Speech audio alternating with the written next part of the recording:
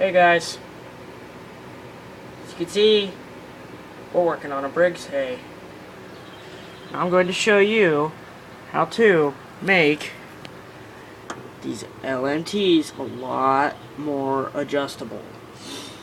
To start, you're going to need a higher horsepower overhead valve kit because they come with jets with a more open end. And I got one from a spare kit I had. And you're also going to need an adjuster like this, genuine Briggs & Stratton, except you're going to need one for an 8 horse. It's not as fine as a tip as this one is. It's more robust. I'll put part descriptions down in the part descriptions in the description below.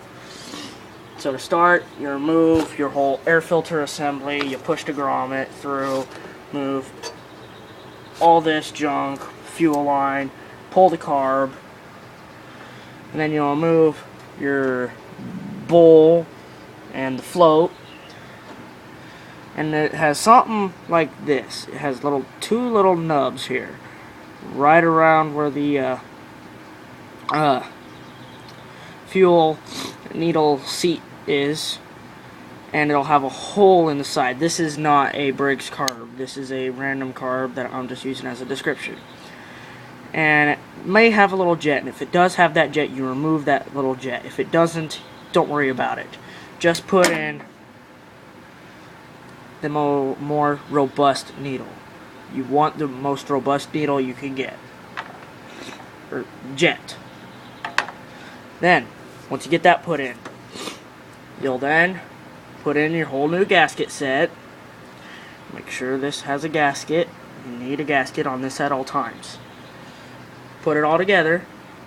Turn, once you get this outer nut tight, turn this nut in till it touches, to where you just basically feel it just stop, and then don't turn it any further. Otherwise, you can damage your end. Turn it out 2 or 1.5 to 2 turns. I always start them at 2, because then I know it'll start.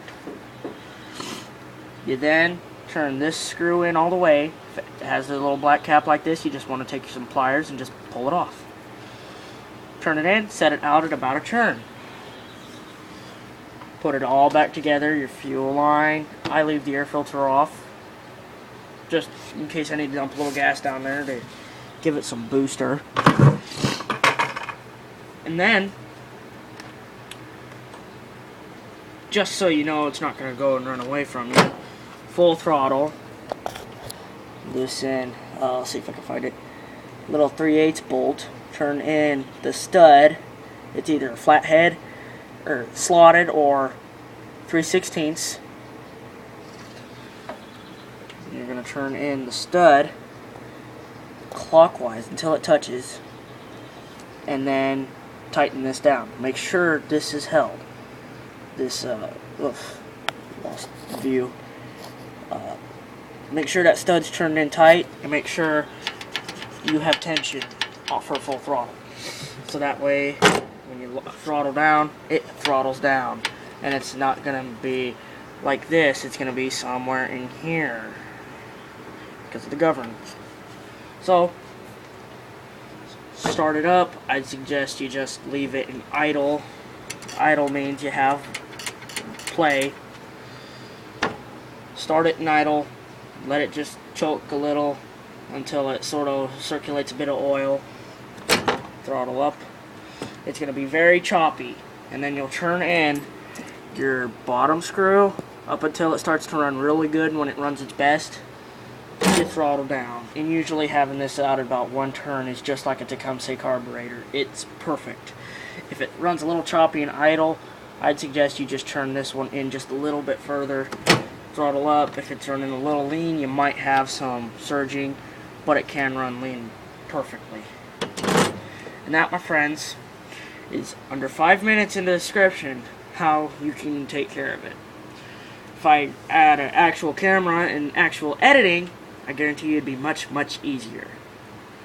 Well, hit like, subscribe, tell your friends about this mod. I'd show you actual mod, but I don't have the proper needle. there will be a part number to get a needle like this, except it's the good right one. So yeah, and here's the Project MTD. So have a good day. See you next time.